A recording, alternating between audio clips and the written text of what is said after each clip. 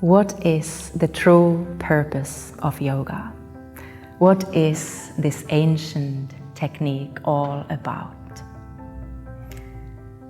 So there's a lot of misunderstandings of the true purpose of yoga, and more like underestimations about the true value and power of this ancient practice. So yoga is not about stretching your body. It is not about performing a bodily posture, and it is definitely not a physical exercise. And when we can understand the limitations of the human mind, we can also compassionately understand the limited ideas that we have created around the practice of yoga.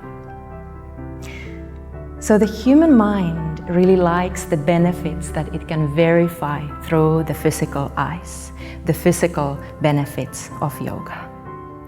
And there is a lot of powerful, outstanding physical benefits to the practice of yoga, like increasing your blood flow, to strengthen your body, to become more flexible, to increase the circulation and the lung capacity, to strengthen your immune system, just to name a few.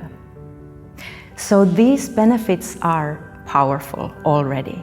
But actually, these physical benefits are only the beginning state for yoga. It is only where the yoga starts from.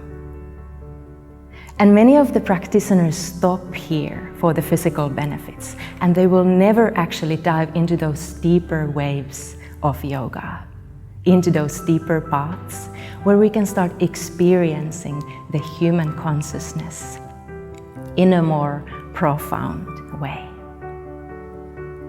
So yoga started to spread as a reaction against the exploitation of the nature and the animals.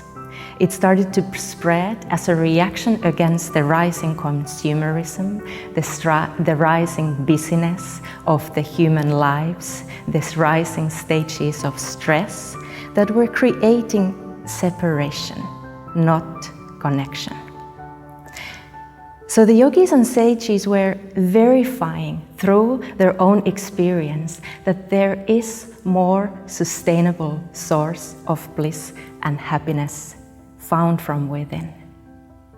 And this source of happiness and bliss is much more sustainable than any happiness that you can get from external world or any happiness that you can buy. So yoga can change you profoundly from within. It can change your brain.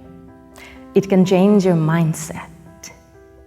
It can change their stress responses, the emotional responses, and most of all, it can change your awareness. So that we can start actually feeling how do we sense, what do we experience inside our bodies, inside our minds, and dive into that witnessing consciousness state that will benefit your behavior in very, very positive ways. So when we start to learning to control the subconscious mind, it brings you power to control your lives, so that we don't fall into those autopilot tendencies, subconscious tendencies and reactive patterns, but we're able, with that witnessing consciousness, to rise into that state of peace and into a state of non-reaction. And it is all rooted in prana, regulating and learning to regulate the life force in more efficient way.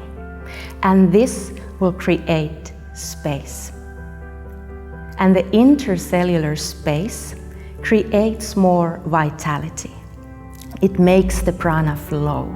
It creates well-being. It creates positivity. And most of all, it creates space so that your heart can breathe its intelligence, its softness, its kindness. Space for your higher self, the better version of yourself, to rise up. So yoga is really about tuning inwards, into that inner sense of deeper self, into that transcendental stages of yourself, so that you can start experiencing and perceiving and relating to life in a more deep, profound, and meaningful ways. And the real juice of yoga is to learn to know who you are. Who you are beyond that limited sense of self, beyond that personal identity, beyond those ideas that you created about yourself, in those realms where you are more subtle, into realms that are more nuanced, realms where you can find the clarity of your soul's purpose. And this realm is really about radical freedom. It's about tapping into radical acceptance, radical kindness, and ultimate liberation. And in these realms, the kindness of your heart starts to shine out. In this realm, the peace of your mind is rooted gently, profoundly in your fullness of your being. In these realms, your every action is integrated to the benefit of all life.